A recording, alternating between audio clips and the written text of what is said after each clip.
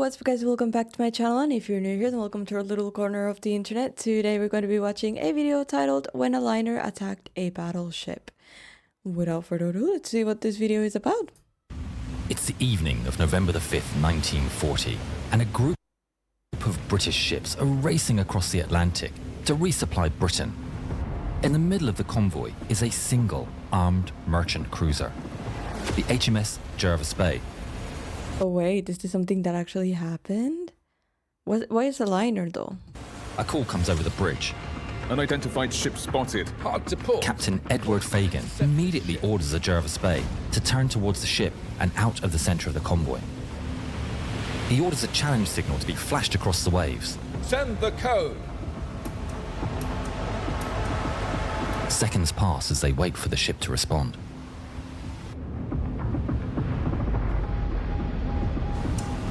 But the mystery vessel sends back the exact same challenge message. The British know that no friendly ship would answer in that way. My days, if I was in the middle of the ocean on a ship and this happened to me, I don't know what I would do. It would not be pretty. Oh, that's scary. It must be the Germans. Sound action stations. Alarms ring out across the Jervis Bay as men rush to their posts, manning guns and preparing the ship for battle. Back on the bridge, Fagan's blood runs cold as he realizes what he's looking at. It's a pocket battleship. It's KMS Admiral Scheer, one of Germany's most formidable warships. She's bristling with guns and bears enough firepower to devastate the convoy. HMS Jervis Bay is no match for a pocket battleship. A direct engagement will only end one way. But if he can just keep the Scheer from getting close to the convoy, then maybe he can buy time for them to escape. Get the convoy away. Send up the flares and lay down the smoke. Aye, sir. The evening gloom is illuminated by a burning red glow as Jervis Bay launches her signal flares high into the sky.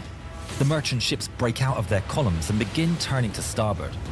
The captains strain the engines and rudders to the limits as they work hard to avoid collision with one another. Aboard Jervis Bay, sailors throw smoke floats into the water, and huge clouds of grey smoke billow into the air. In seconds, the convoy disappears behind the haze. Fagan knows what he has to do. I didn't even know you have that type of thing where you can, like, I don't know, do the magician and go poof and disappear. I never thought about that. That's really smart though. Turn to starboard. Make full speed and close the distance. HMS Jervis Bay charges directly towards the enemy, drawing all attention to herself. 10 nautical miles away, on the Scheer, Kapitan Zerzay Theodor Kranker and his ship power forward to close the distance with the seemingly defenseless convoy when a message comes in. Kapitän, eines der Handelsschiffe greift an. Es sieht aus wie ein Dampfliner. Haben die überhaupt Waffen? Wenn ja, dann sind sie nicht so groß wie unsere, Herr Kapitän. Hart Backbord. Kranker orders a turn to port, bringing the ship's broadside to bear. On HMS Jervis Bay, Captain Fagan can see his enemy lining up the first salvo. Confident the merchant ships are now hidden from German guns, Fagan gives the order. Open fire! At the forward gun, able seaman Sam Patience rams a shell into the breach, but the enemy's still not in range of the Jervis Bay's puny 6-inch guns. Was that a real photo of him? At the forward gun, able seaman Sam Patience. Yeah. I think that's a real photo of him, no? This is scary. Rams a shell into the breach, but the enemy's still not in range of the Jervis Bay's puny 6-inch guns. Sam watches on the horizon, and the thunder of Admiral Scheer's 11-inch guns tears across the sky. It takes more than 20 seconds for the shells to come whistling down to sea, splashing home in front of their bow and kicking up huge columns of water. The German gunners are finding their target, and the Scheer immediately fires off a second salvo with an enormous roar. Huge columns of spray are kicked up as rounds fall close behind. They've got us bracketed! Feuer! The massive guns fire their third salvo. And this time, it's a direct hit. The bridge is torn apart by a mighty explosion. Oh no.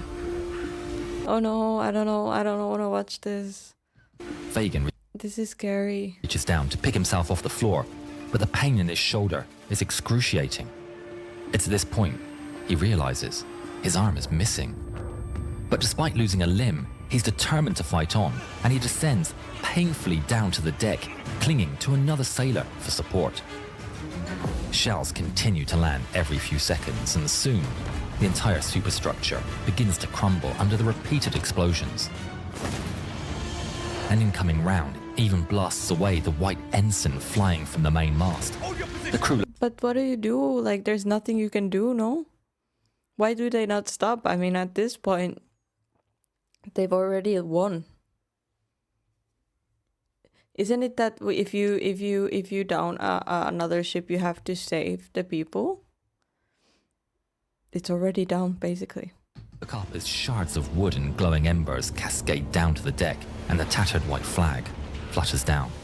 But the British crew stay calm. They've drilled for this situation, and now the training takes over. Firefighting teams battle the raging blaze with hoses. Surviving gunners stay at their posts. A sailor dashes past and climbs up the shattered mast with the help of a crewmate and nails up a fresh white ensign. There's a rousing cheer from the surviving British crewmen.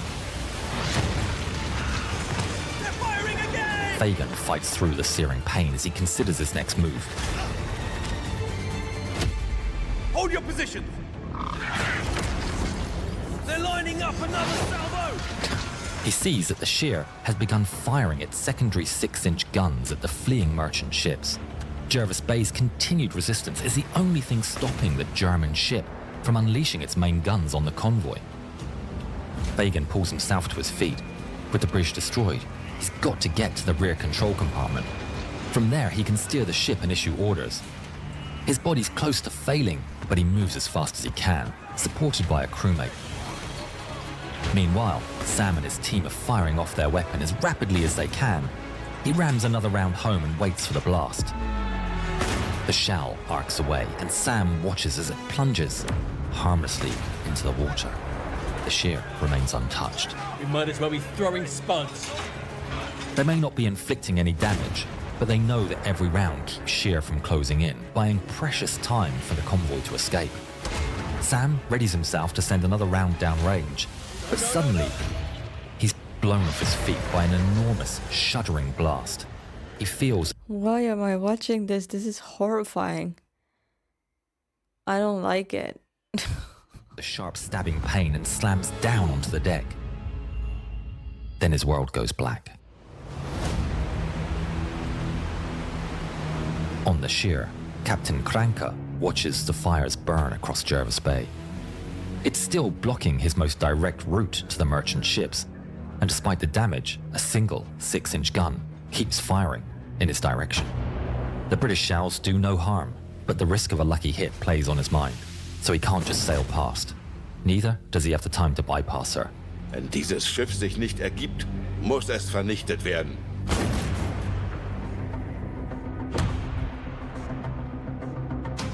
Sam comes round slowly, waking up to the chaos of battle. Through fogged eyes, he watches as the captain slowly makes his way along the deck to the rear control compartment. I don't know where this story is going, but I just know that like the outcome is not going to be good either way.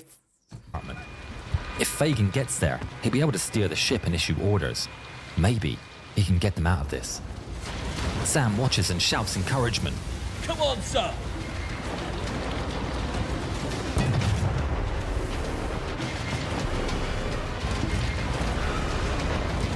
Fagin finally approaches his destination as a German shell flies in. The room is blasted apart. Sam braces himself against the force of the blast and looks on in horror as Fagin disappears into a whirl of flames and shrapnel. Sam clings to the rail as the smoke clears and shapes start to emerge from the gloom. Peering through the swirling battle, he finally sees the body of his captain lying motionless. The next salvo comes in seconds, striking home and tearing into the ship. Flames burst up from below decks, inflicting the final crippling blow. Jervis Bay shudders, lurches, and then begins to list as water rushes into the hull. Abandoned But if nobody survives, how could they tell this story then? ship! All around, sailors put on their lifebelts and begin evacuating. Oh, Dazed okay. and injured, Sam suddenly finds himself alone. All the lifeboats have been deployed. His only option is to jump. He stares down into the icy water. Like many others on board, he can't swim. Gotta What? get out of here. How can you be a sailor and not know how to swim? But then he spots one last lifebuoy sitting in its case. Bracing through the pain, he limps across the deck and hurls himself at the buoy. He pulls at the case, straining every muscle, but the buoy just won't budge. Sam can feel the ship shifting beneath him. Every second brings him closer to an icy grave. He musters all his strength and pulls again. And this time, the buoy comes free.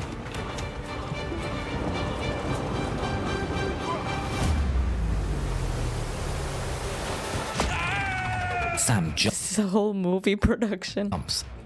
He crashes down into the water, breaking through the surface and feeling the air knocked out from his lungs. He fights with all his strength, kicking and pulling himself until he reaches the surface, gasping and coughing. He takes a quick look at the sinking Jervis Bay, and he's horrified to see there are still men on board who can't swim and won't risk jumping in. He's no idea where to go. Perhaps he can find one of the lifeboats. Already shivering, he begins paddling away into the night.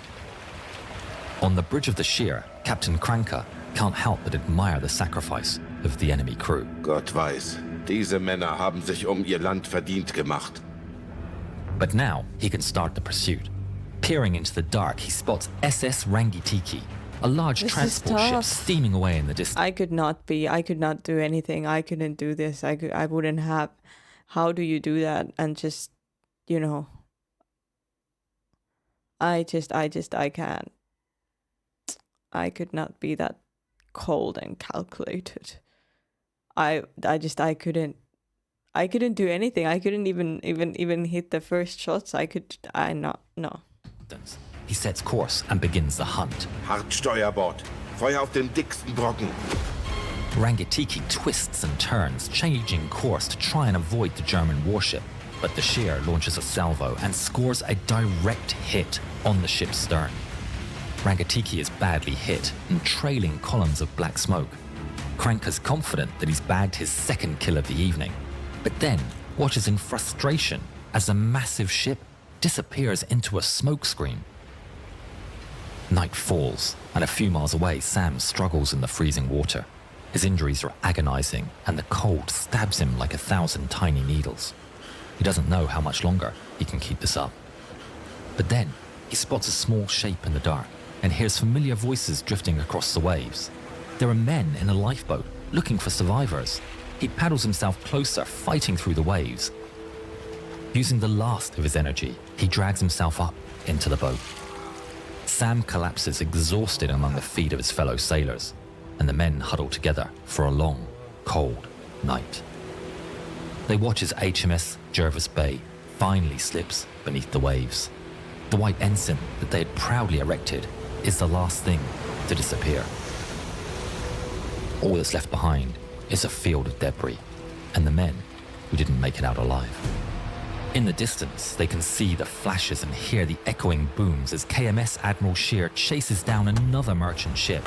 Flashes of light blaze on the horizon as the German battleship fires off another salvo. Explosions tear through the sky as a merchantman is hit and starts going down. But on the bridge of the Scheer, Captain Kranker grows impatient. He spent so long fighting HMS Jervis Bay that now he's hunting in the pitch black. Finding the merchant ships is taking far too long, and he's running low on ammunition. Stellt den Angriff ein. Wir jagen hier Gespenster. KMS Admiral Scheer slips away into the vastness of the ocean. Never thought it would be so cold. Silence. That's so scary, and then you never know when they're gonna come back. I don't like this at all. This gives me anxiety. Descends upon the North Atlantic. The men in the lifeboat know that the chance of rescue is low. The merchant ships have strict orders to continue to Britain.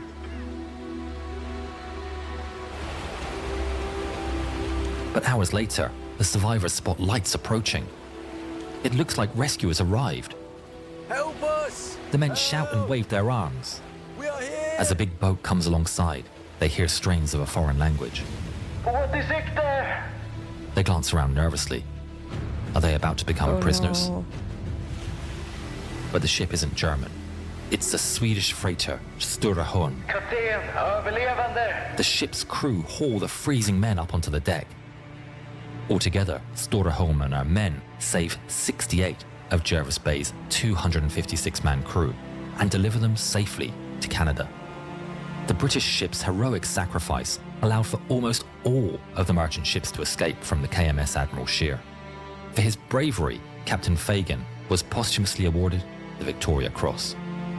The Germans didn't all have it their own way. Click here to see how the British sank the Scharnhorst. Wow, what a story. It's a beautiful, like, it's a amazingly made video, even though it's, animated, but I think it was like a whole movie production. But wow, how selfless to be able to do that and, put yourself in danger to save the others, which is what, I guess you're supposed to do, but I don't think a lot of people maybe have that in them. I don't know what I would do in that situation, that's for sure, even though I don't know. That's very, very rough to imagine and watch. But either way, guys, thank you so much for joining me for this video. Please leave your thoughts in the comments below. Leave a like, subscribe if you haven't yet, and I'll see you guys in the next video. Bye!